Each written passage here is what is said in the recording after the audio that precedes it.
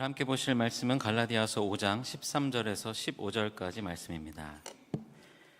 한 절씩 교독하겠습니다. 형제들아, 너희가 자유를 위하여 부르심을 입었으나 그러나 그 자유로 육체의 기회를 삼지 말고 오직 사랑으로 서로 종노릇하라.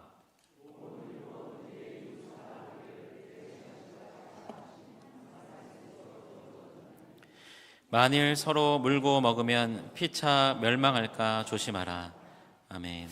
오늘 이 시간에는 자유를 위하여 부르심 받은 자의 삶이라는 제목으로 갈라디아서 5장 13절에서 15절의 말씀을 나눕니다. 이번 주에 이제 어린 시절에 같이 교회를 다녔는데 지금 다니지 않는 고등학교 동창을 만났습니다. 그래서 이제 뭐 이런저런 얘기하다가 너 이제 그만 교회 나와야 되지 않겠냐? 교회 나올 때 되지 않았냐? 지금 교회를 안 다니거든요. 그랬더니 이제 이 친구가 그건 그런데 지금은 아니래요. 아직은 아니래요. 그래서 왜 그러냐 그랬더니 자기 아직 세상에서 조금 더 즐길 거리가 남았다는 거예요.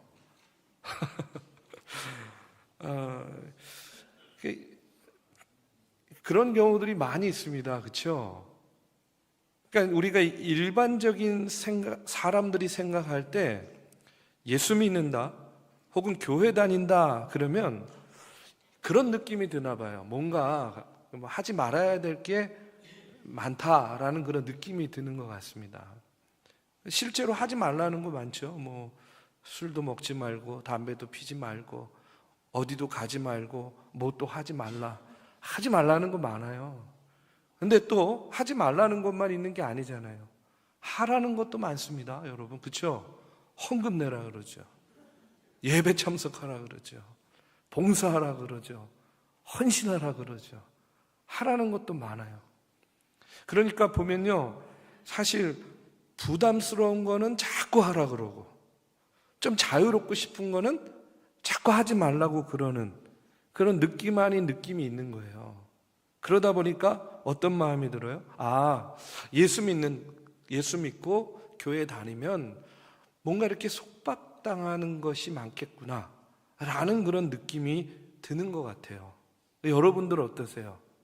여러분은 아니죠. 왜냐하면 그런 마음이 있다면 수십 년 교회 나오겠어요. 그렇죠? 자, 그런데 성경은 그러면 어떻게 이야기를 하고 있느냐? 오늘 본문 13절에 보면 형제들아, 너희가 자유를 위하여 부르심을 입었다라고 이렇게 이야기하고 있습니다. 여러분, 우리를 하나님께서 택하고 부르신 이유가 우리를 속박하기 위함이 아니라 뭘 주기 위해서요? 자유를 주기 위해서. 자유를 위해서 우리를 부르셨다는 거예요.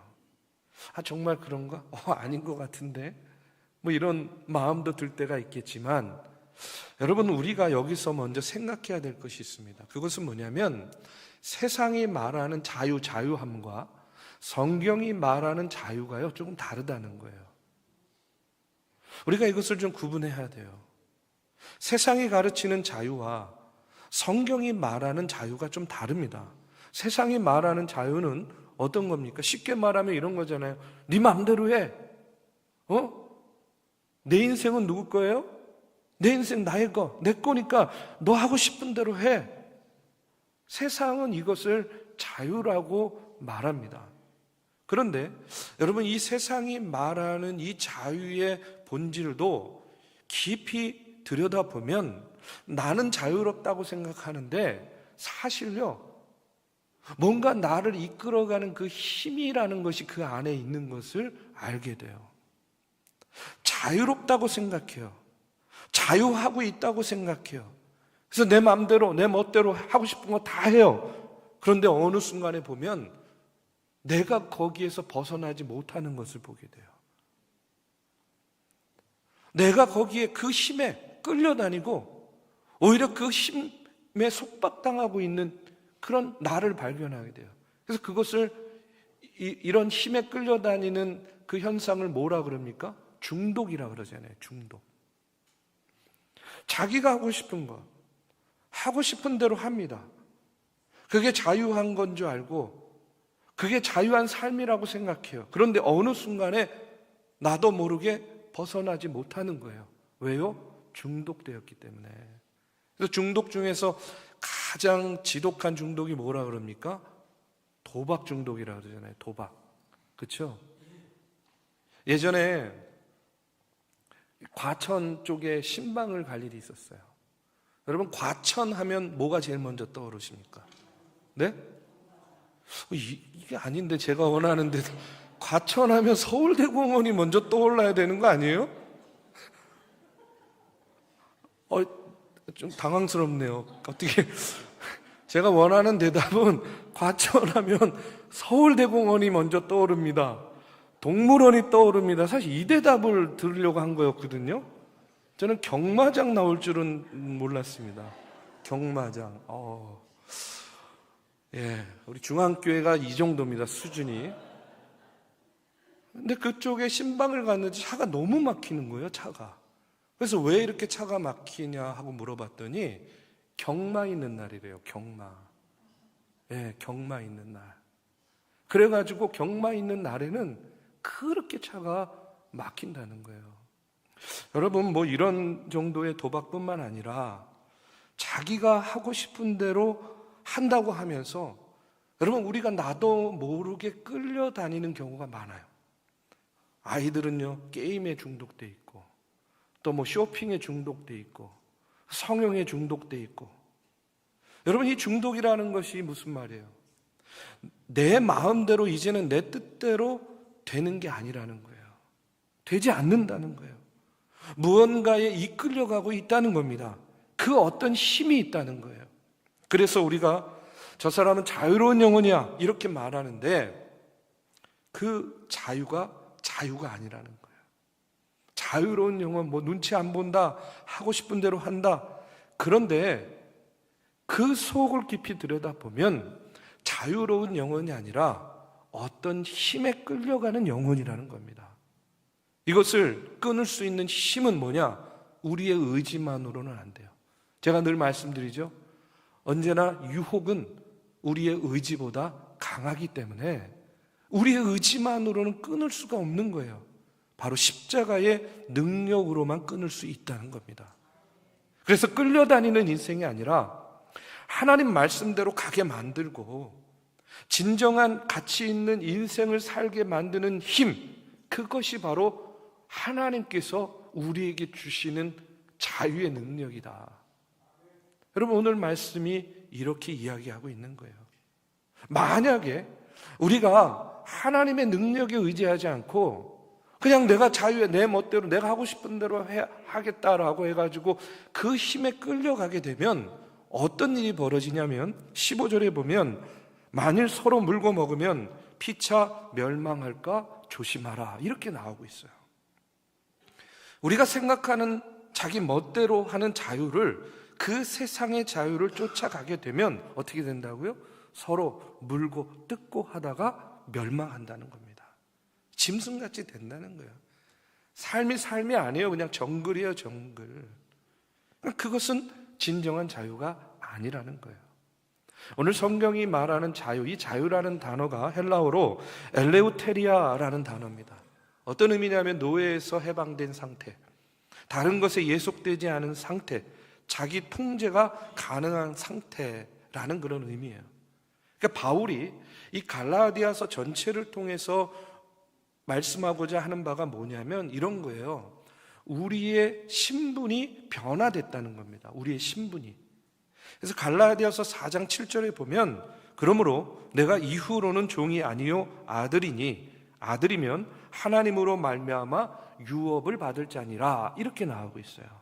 그 전에는 신분이 뭐였어요? 종의 신분이었어요. 노예의 신분이었어요. 그런데 이제는 신분이 바뀌었어요. 뭐가 됐습니까? 아들이 됐대요. 아들이 됐답니다. 하나님으로 말미암아 유업을 받을 하나님의 자녀, 아들, 딸이 되었다는 거예요. 그래서 5장 11절의 말씀에 보면 이렇게 이야기해요. 그리스도께서 우리를 자유롭게 하려고 자유를 주셨으니 그러므로 굳건하게 서서 다시는 종의 멍에를 매지 말라 이렇게 이야기합니다. 그러니까 이제 너희가 자녀된 신분이 되었으니까 이제 율법의 종로로 탈 필요도 없고 죄의 종이 되어서 그 힘에 끌려가지 말라. 그 속박에서 벗어나라. 왜요? 신분이 바뀌어졌으니까. 우리는 더 이상 노예가 아니고 종이 아니고 하나님의 자녀가 되었기 때문에, 그래서 이 하나님의 자녀됨을 깨닫고 신분에 맞게 살 때에 하나님께서 우리에게 주신 진정한 자유함을 누릴 수 있다라는 겁니다. 그래서 저는 오늘 본문에 나오는 자유를 위해 부르심을 받았다 하는 이 말씀을 다른 말로 표현하면 하나님의 자녀가 되었다라는 그런 말씀이에요. 자유를 위해서 부르심을 받았다는 것은요, 저와 여러분이 뭐가 되었다고요? 하나님의 자녀가 되었다. 종의 신분에서 우리는 하나님의 유업을 받을 자녀의 신분으로 바뀌어졌다는 겁니다. 여러분, 그러면 우리가 이제는 자녀된 삶을 사는 거잖아요. 그러면 자녀된 삶을 사는 것은 멋대로 사는 겁니까? 아니잖아요. 부모의 뜻과 상관없이 멋대로 사는 것이 아닙니다. 자녀는요, 자녀로서 부모의 뜻에 걸맞는 인생을 사는 거예요. 그렇기 때문에 하나님의 자녀된 삶을 사는 것, 진정한 자유를 누리는 자의 삶이 어떤 모습인가? 여러분, 이것이 중요하죠. 오늘 성경은요, 이렇게 말합니다. 첫 번째로 사랑으로 종노릇하라 이렇게 말씀하고 있어요. 형제들아, 너희가 자유를 위하여 부르심을 입었으나 그러나 그 자유로 육체의 기회를 삼지 말고 오직 사랑으로 서로 종노릇하라. 자, 여러분, 신분이 바뀌어졌어요. 율법의 종로로, 죄의 종노릇하는 사람들이었는데 하나님의 자녀가 되므로 우리는 자유인이 되었어요. 더 이상 종이 아닙니다. 그런데 오늘 말씀에서는요, 또 뭐라고 이야기해요? 너희가 사랑으로 종노릇하라는 거예요. 다른 말로 하면요, 저는 이렇게 표현하고 싶어요. 자기를 부인하는 삶을 살라는 거예요. 사랑으로 종노릇하는 것은요, 자기를 부인하는 삶이 전제가 되어야 됩니다. 이유가 뭐냐? 여러분, 종이 종노릇하는 것은요, 당연한 거잖아요. 그렇죠? 그런데 나는 자유인이에요. 내가 주인이에요. 그런데 그럼에도 불구하고 종과 같이 낮고 겸손한 모습으로 살게 되면 거기에 힘이 더 실린다는 거예요. 거기에 더 능력이 나타난다는 그런 이야기입니다. 여러분, 믿음이 뭐냐? 저는요, 한 자리에 머물러 있는 것이 아니라고 생각해요. 마치 우리가 종의 신분에서 아들의 신분, 딸의 신분이 된 것처럼 한 자리에 머물러 있는 것이 아닙니다. 자기가 있는 자리에서 자기를 부인하는 삶이 바로 믿음의 삶이라는 거예요. 그래서 마태복음 16장 24절에 보면 예수께서 제자들에게 이르시되 누구든지 나를 따라오려거든 자기를 부인하고 자기 십자가를 지고 나를 따를 것이니라. 이 자기를 부인하라 이렇게 말씀하고 있어요. 이게 무슨 말이에요? 원래 있던 자리를 떠나라는 겁니다. 원래 있던 자리를 떠나서 반대쪽으로 가라는 거예요. 주인의 자리를 떠나서 종의 자리에 있으라는 거예요. 그러면 거기서 뭐가 나오느냐? 더 큰 힘과 능력이 나온다는 거예요. 여러분, 낙차 큰 폭포가 더 파괴력이 있고 더 힘이 있잖아요. 그 이유가 뭡니까? 높은 곳에서 자기를 부인하고 낮은 곳으로 떨어질 때에 더 큰 힘이 생기고 더 큰 파괴력이 생기는 거예요.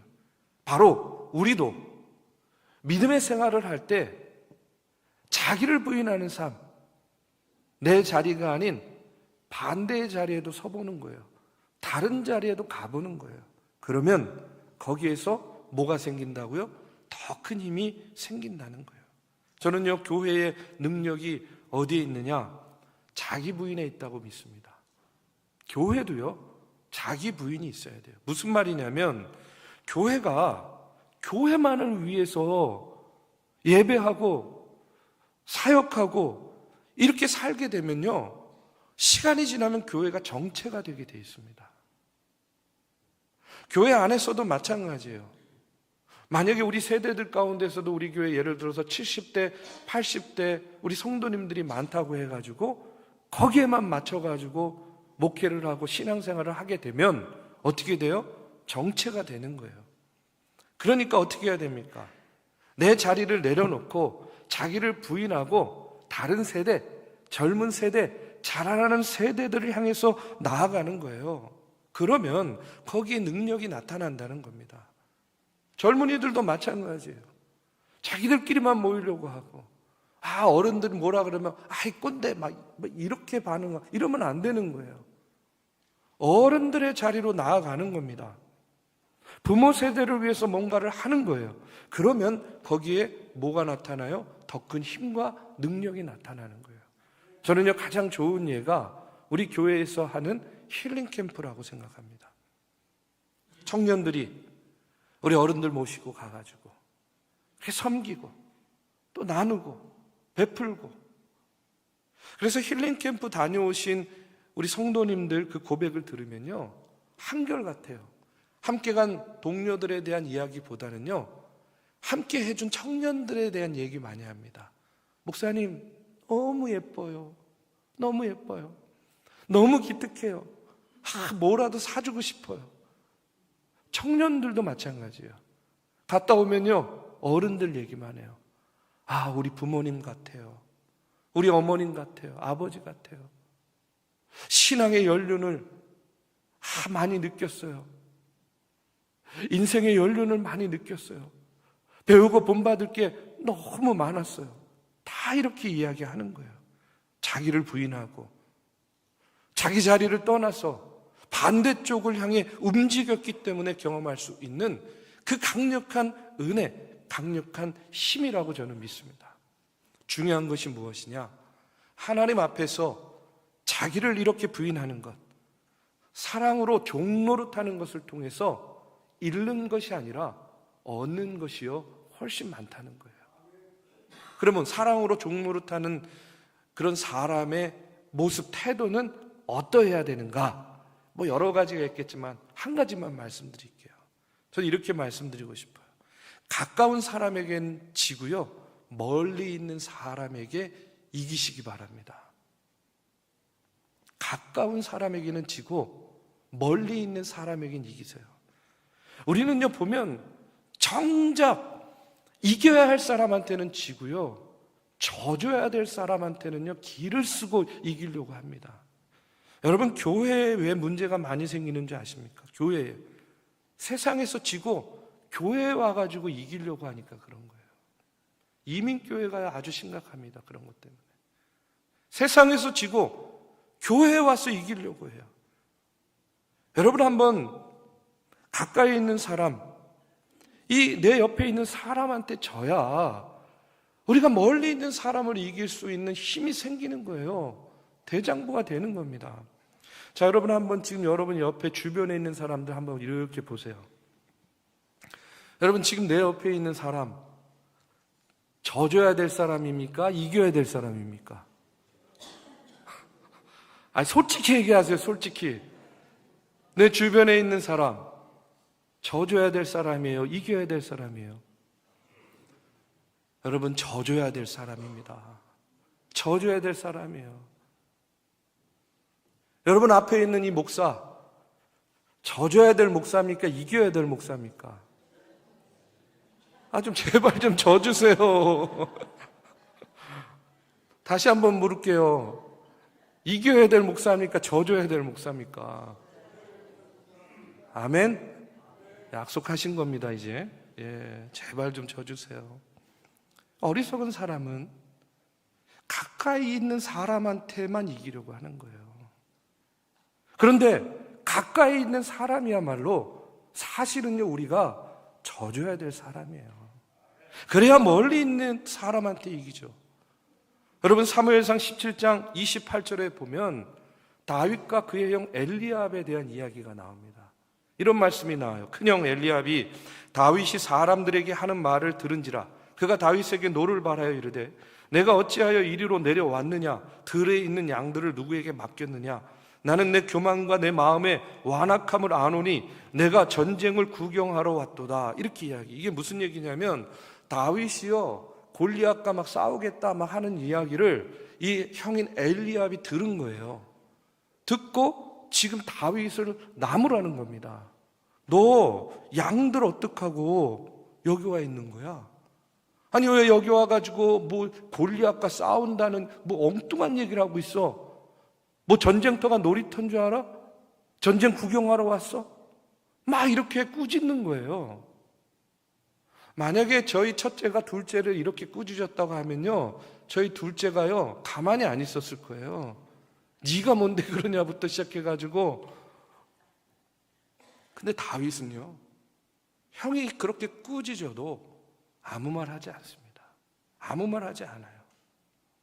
형한테 져준 거예요. 형한테 져주고요, 누구한테 이깁니까? 골리앗한테 이기는 거예요. 우리는 그런데 어떡합니까? 맨날 엘리압한테는 이기려고 하고 정작 이겨야 될 골리앗한테는요 맨날 지고 있는 것을 보게 돼요. 가까운 사람과 다투면 멀리 있는 사람에게도 절대로 이길 수 없습니다.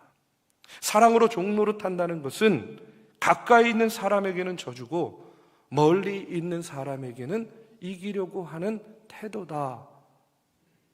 여러분 기억하시기 바랍니다. 그것이 바로 자기를 부인하는 인생, 자유를 위해 부르심 받은 사람의 태도라는 거예요.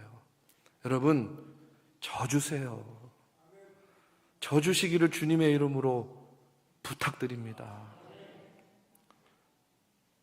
두 번째로 자유를 위해 부르심 받은 사람의 태도는요, 뭐라고 이야기하냐면 먼저 사랑이 있는가를 물으라는 거예요. 오늘 14절에 보면 온 율법은 내 이웃 사랑하기를 내 자신같이 하라 하신 한 말씀에서 이루어졌나니 하고 이렇게 나와요. 그러니까 한마디로 뭐냐면 율법의 완성은 사랑이라는 이야기입니다. 율법을 따르는 자들은요 늘 언제나 율법을 지켰는지 안 지켰는지, 옳은지 그른지만을 따지잖아요. 그래서 예수님께서 안식일에 병자를 고쳤을 때도 이것이 옳은 일이냐 그른 일이냐 맨날 이런 거 따지잖아요. 그런데 아무리 그렇게 옳고 그름을 따져봐야 너희들에게는 한계가 있지 않냐는 거예요. 그 전에 더 중요한 것이 있다는 겁니다. 그게 뭐냐? 그 안에 사랑이 있는가를 먼저 물어야 된다는 거예요. 사랑이 있는가 없는가, 여러분 이것이 더 중요하다는 거예요. 그래서 예수님도 성경 곳곳에 보면요 옳고 그름을 따지는 것보다 더 큰 것이 있다고 이야기합니다. 그게 뭐냐? 사랑을 하는가? 사랑 때문인가? 이것을 먼저 물어야 된다라고 말씀하고 계세요. 그러면 우리가 구체적으로 사랑인가? 이것을 묻는 삶 어떻게 살겠는가? 여러분 제가 여러분에게 여쭤볼게요. 사랑을 언제 하시죠? 여러분 사랑 많이 해보셨잖아요. 사랑을 언제 하십니까? 여러분 은혜를 언제 하십니까? 여러분 사랑이요 말로 들어서 알 수 있습니까? 은혜 말로 들어서 알 수 있습니까? 아니잖아요. 사랑을 언제 합니까? 사랑은요 해봐야 아는 거예요. 해봐야. 그렇지 않습니까? 말로 알 수 있는 게 아니잖아요. 해봐야 아는 겁니다. 그러면 뭘 해봐야 되느냐? 저는요 사랑을 아는 가장 좋은 방법은요 주는 것이라고 생각해요. 줄 때 알게 된다는 겁니다. 여러분 우리가 그런 얘기 하잖아요. 이 세상 혼자 살 수 없다는 거예요. 도움 없이 살 수 없어요. 우리는요 크든 작든 이제까지 그리고 앞으로도 누군가에게 작든 크든 도움을 받고 도움을 주면서 살게 될 겁니다. 그런데 묘한 게 뭐냐면 아마 여러분도 그런 경험 많으실 거예요. 저도 많이 했어요. 저도 또 그렇게 살고 있는 것 같아요. 뭐냐면 도움을 받은 사람은요 그 도움을 받는 그 상황 속에서는요 막 너무 고맙다, 이 은혜 잊지 않는다.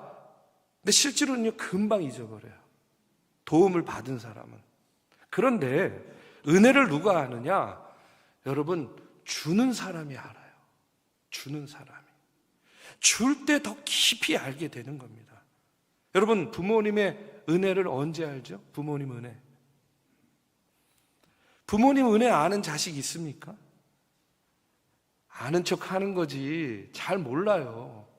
근데 그것을 정말 아는 때가 언제예요? 내가 결혼해서 자녀를 낳아보면 아는 거예요. 자녀를 낳아서 그 사랑을 줘보면요, 주게 되면요, 아, 내가 그때 받은 그 부모님의 사랑이 이런 거였구나 하는 것을 그때 비로소 알게 되는 거죠. 해보지 않으면 모르잖아요.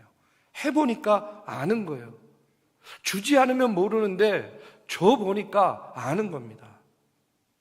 그래서 여러분, 사랑 언제 알게 됩니까? 해보면 알아요. 줘보면 아는 겁니다. 교회도 저는요, 마찬가지라고 생각합니다.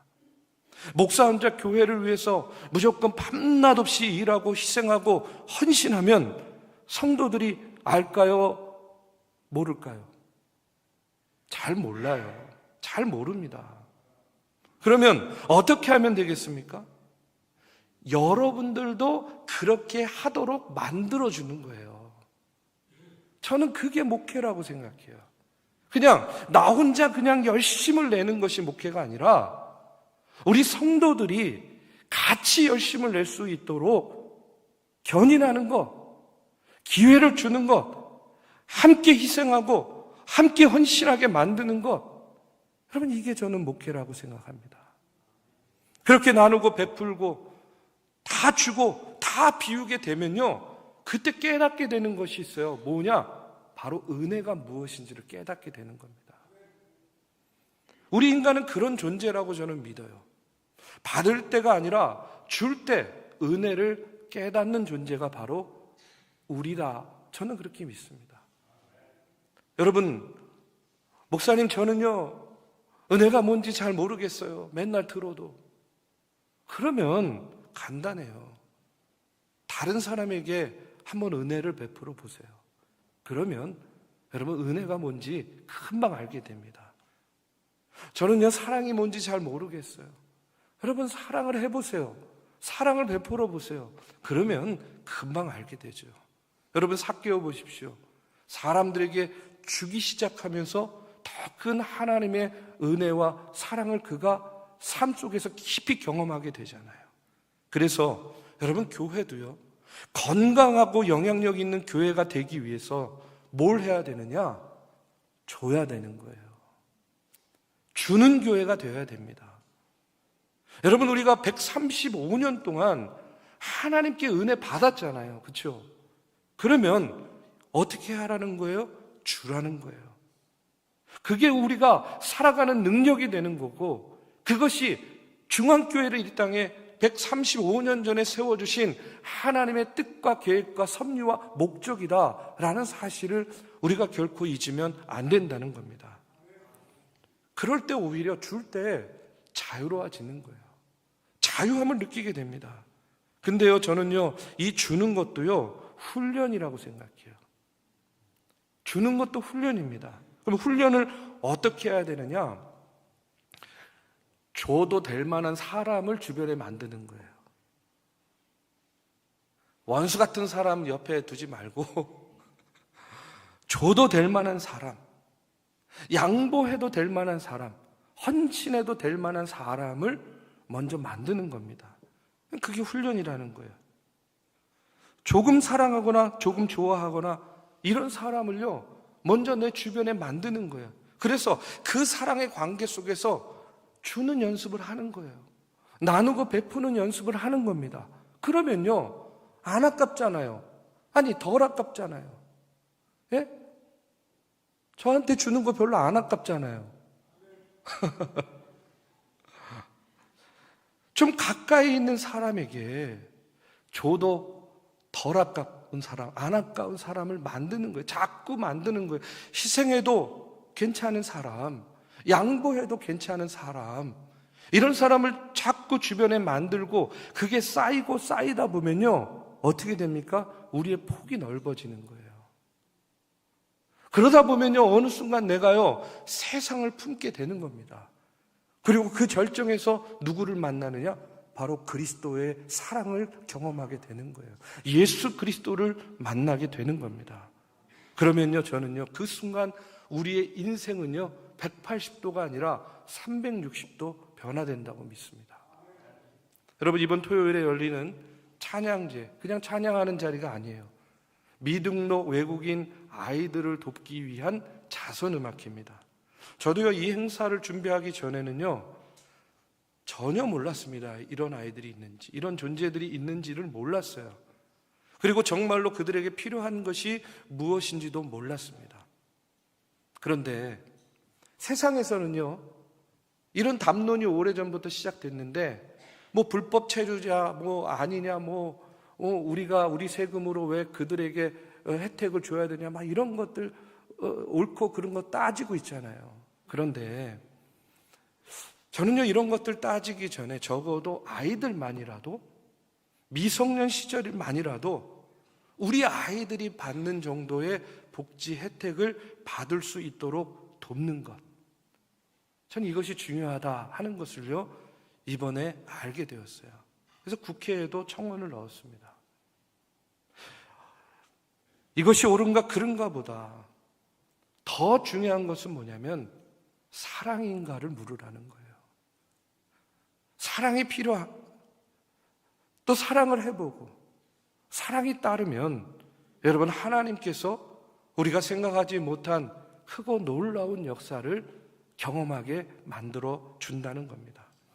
내 이웃 사랑하기를 내 자신같이 하라. 언제나 우리가 이런 말씀을요, 구호로만 외치는 것이 아니라 해보면 알게 된다는 거예요. 자꾸 하다 보면 이제 머리로만이 아니라 가슴으로 깨닫게 되고, 나중에는요, 양보할 만한 사람, 희생할 만한 사람, 사랑할 만한 사람들을요, 자꾸 내 주변에 만들어내는 그런 인생이 되는 거예요. 이것이 바로 하나님의 자녀로 부르심을 받은 이들이 누리는 인생의 진정한 자유함이라고 믿습니다. 우리 사랑하는 믿음의 성도 여러분, 하나님께서 오늘 저와 여러분에게 원하시는 모습은 바로 이와 같은 모습이라고 생각해요. 이런 자유를 누리라고, 이런 자유함을 누리라고 오늘 저와 여러분을 택하여 부르시고 이 자리에 세워주신 줄로 믿습니다. 우리의 신앙생활이요, 이렇게 살면 쉬워집니다. 왜 그러냐? 여러분, 사랑하는 사람에게 희생하는 게 뭐가 어려워요? 사랑하는 사람에게 베푸는 것이 무엇이 어렵습니까? 우리의 신앙생활이 어려운 이유는 뭐냐면 억지로 하기 때문에 힘들어지는 거예요. 우리가 한 걸음 더 나가야 되는데, 이 억지로 하는 거에서 한 걸음만 더 나아가면 되는데, 여러분, 억지로 하는 것은요, 율법주의 아닙니까? 누가 억지로 하라 그럽니까? 분명히 성경은 이야기합니다. 자유를 위해서 불렀다고, 자유하라고. 그래야 그 자유함 속에서 터져나오는 그 사랑의 능력을 너희들이 경험할 수 있다라고 말씀하고 있어요. 오늘 저와 여러분 모두 자유를 위해서 하나님께 부름받은 하나님의 자녀들인 줄로 믿습니다. 우리가 여러분 무엇을 하든지 사랑인가를 물으면서 사랑의 종노릇함으로 진정한 자유함을 누리는 저와 여러분이 되시기를 주님의 이름으로 축복합니다.